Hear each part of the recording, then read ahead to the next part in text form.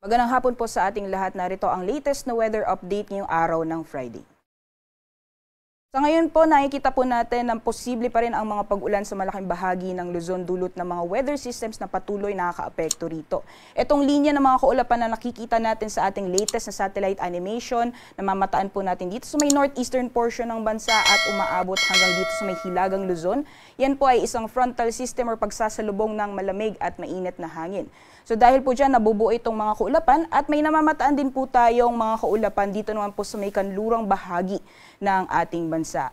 Yan naman po ay dulot ng epekto ng southwesterly wind flow or hangin na nanggagaling sa southwest.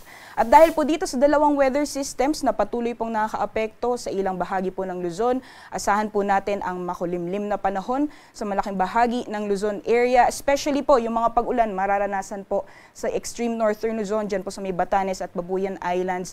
Babala po sa ating mga kabayan dahil posible po yung malalakas na buhos ng ulan. Gayun din sa may western sections ng Luzon, pati na po sa Cagayan at Isabela. So dyan po sa Ilocos Region, Zambales at Bataan, pinag-iingat po yung mga kababayan natin sa mga nabanggit na lugar dahil posible yung malalakas na mga pag-ulan na posibleng magdulot ng mga pagbaha o pagguho ng lupa. Meanwhile, for the rest of Luzon naman po, dyan sa Cordillera Administrative Region, for the rest of Cagayan Valley, most parts of Central Luzon, dito po sa Metro Manila, gayon din sa most parts of Calabarzon as well as sa Occidental Mindoro, makulimlim na panahon po yung inaasahan natin sa susunod na 24 oras dahil po dito sa mga weather systems po na ito at posible naman po yung mga kalat-kalat mga pulan, pagkidlat at pagkulog. Samantalang for the rest of the country naman po nakikita po natin sa ating latest sa satellite animation na magiging maaliwalas or generally fair weather po ang conditions natin. So kung may mga pagulan man, is mostly dulot po ito ng mga isolated na thunderstorms o mga panandalian at biglaan ng mga buhos ng ulan. Usually po, itong mga pagulan na ito ay senyales na paparating na or papalapit na ang onset ng habagat or papalapit na ang panahon ng tag-ulan sa ating bansa. Bukas naman po inaasahan natin magpapatuloy pa rin ang epekto ng southwesterly wind flow or possible southwest monsoon sa malaking bahagi ng Luzon. So for areas po ng northern Luzon, dyan po sa Cagayan Valley, Cordillera Administrative Region, as well as sa Ilocos Region, magpapatuloy pa rin po yung mga pag-ulan. Maaaring maranasan din po makulimlim na panahon sa malaking bahagi ng Central Luzon, sa Metro Manila, gayon din sa most parts of Calabarzon, dyan po sa Occidental Mindoro, pati na rin po sa Palawan, makakaranas din po tayo ng mga pag-ulan.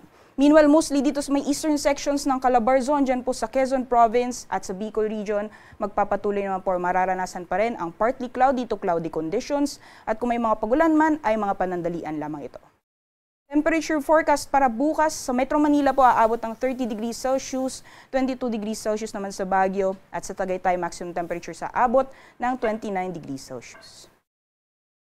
For the rest of the country naman po magiging lagay ng panahon sa nalalabing bahagi ng ating bansa. Inaasahan po na makaka-apekto na ang southwesterly wind for a possible southwest monsoon sa may bahagi naman ng Palawan. So possible po maranasan ang mga kalat-kalat mga puglan, pagkidlat at pagkulog. Meanwhile, for Visayas and Mindanao, generally fair weather conditions po tayo tomorrow at kung may mga pagulan man is mostly due to isolated rain showers or thunderstorms. Temperature forecast for sa mga piling syudad dito po sa Palawan for Puerto Princesa, maximum temperature sa abot ng 30 degrees Celsius. Para po sa Metro Cebu ay nasa 26 hanggang 33 degrees Celsius and for Metro Davao naman nasa 34 degrees Celsius maximum temperatures. Para po sa sea conditions or lagay po ng ating karagatan, wala po tayong gale warning sa ngayon kay malaya po mga kalayagang mga kababayan natin dahil inaasahan pa rin po natin ang banayad hanggang sa katamtaman ng mga pag-alon. Sa mga susunod na araw naman po or particularly sa unang araw ng Hunyo hanggang sa ikatlong araw ng Hunyo ay inaasahan pa rin po natin magpapatuloy ang epekto ng southwesterly wind flow lalong-lalo na po sa may Luzon. So alamin po natin magiging lagay ng panahon sa mga piling syudad sa ating bansa sa susunod na mga araw particularly mula June 1 hanggang June 3. Dito po sa Metro Manila, pati na rin po sa Metro Manila, inaasahan po natin hanggang Sunday ay magpapatuloy po ang makulimlim na panahon dahil ng epekto ng southwesterly wind flow. Samantalang dito po sa Baguio City naman hanggang Tuesday pa yung mga kulimlim na panahon na may kasamang mga pag-ulan. Meanwhile, sa Legazpi naman po mula Sunday hanggang Tuesday, expected pa rin po ang generally fair weather conditions.